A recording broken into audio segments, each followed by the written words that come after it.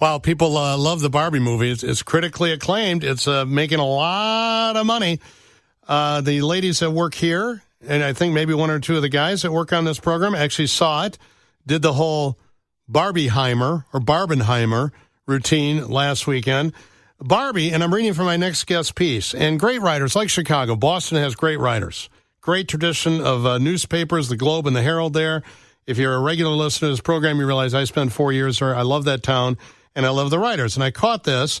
Barbie, for all of its wraparound hot pink power, is actually all about Ken and his place in the world today. The movie is actually about multiple Kens who live in a dollhouse dream world parallel to ours, run and ruled by the Barbies. The Barbie path to self-awareness isn't especially surprising or subversive. It's the Kens who have the real arc of discovery. Now let's welcome Joanna Weiss, writer in Boston, contributing writer now for Politico magazine, where I found this, to Double S for a first visit. Joanna, welcome to Double S and Chicago Radio. How are you? I'm great. Thanks so much for having me. Well, the specter of male ineptitude in Barbie is drawing some real complaints.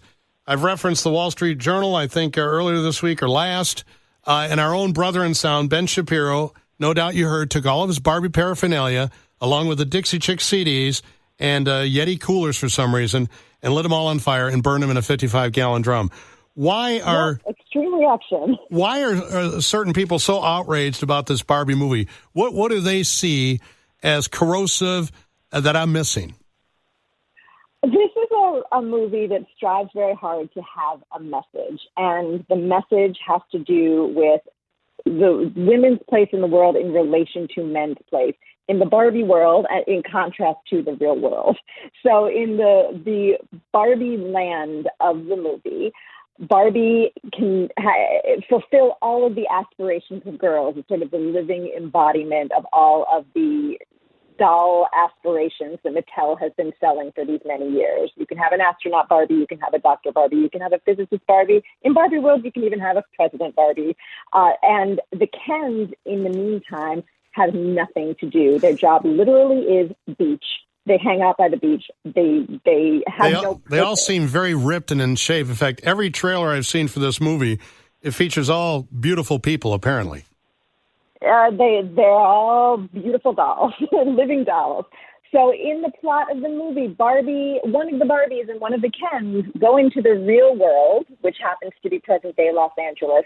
Ken discovers something called the patriarchy and realizes that men have it very differently in this real world and gets it in his mind that perhaps things should be different for men in Barbie land, and goes back and creates a sort of male fantasia of all of the goofy caricatures of masculinity. And that just doesn't work out.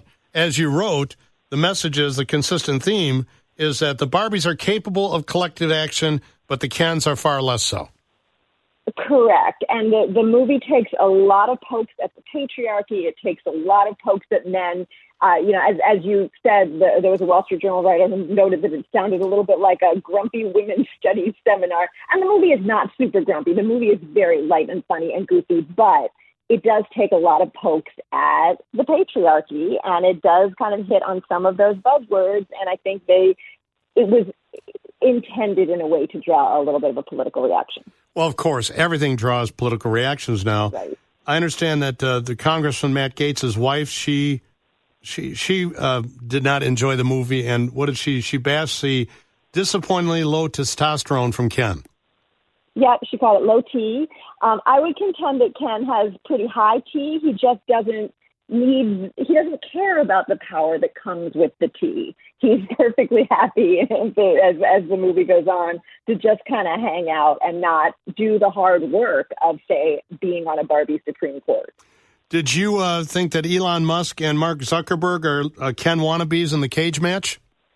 I mean, look, that's the thing. It doesn't take too long to look for these kind of displays of masculinity in the political world today and in the business world today. And this Zuckerberg-Musk cage match, I mean, it's like, their bank accounts aren't big enough for them to sort of, be a substitute for manhood. Now they have to actually talk about getting into a cage and punching each other. These kinds of displays of masculinity are part of the discourse right now, and they are sort of a reaction to this cultural idea that gender is more fluid, that women can do more, that men can do jobs that might have been associated with women. There are obviously changes in society and the way we view men's and women's roles since Barbie was first created in the 1950s, and people are still coming to terms with that. If I go see this movie, I don't know if I will, a number of my family members have, will it make me start wanting to do more sit-ups? It might make you want to get into rollerblades and at least get your rollerblade game on. No, Ken's pretty buff. He looks pretty good. They all do. Yeah. But they don't have much to do. I'm looking forward to not having much to do. How is my old political columnist friend from the Globe, Jeff Jacoby? You ever cross paths with him? I do, and he's doing great. He's a great guy. He's a very good, very skilled writer. He's been there for 1,000 years. And how do you feel about your Red Sox this year? Oh, I mean, watching trade season and kind of, there's always next year. Well, we say the same thing. The Cubs, a little bit of spirit, a little bit of life, but the White Sox, I'm afraid, it's wait till next year, maybe next decade at this point. Joanna Weiss, thank you very much. I enjoy reading you at Politico.com. Are you a regular contributing writer for them? I am, yes. Okay, well, we'll have you back then. Thanks so much.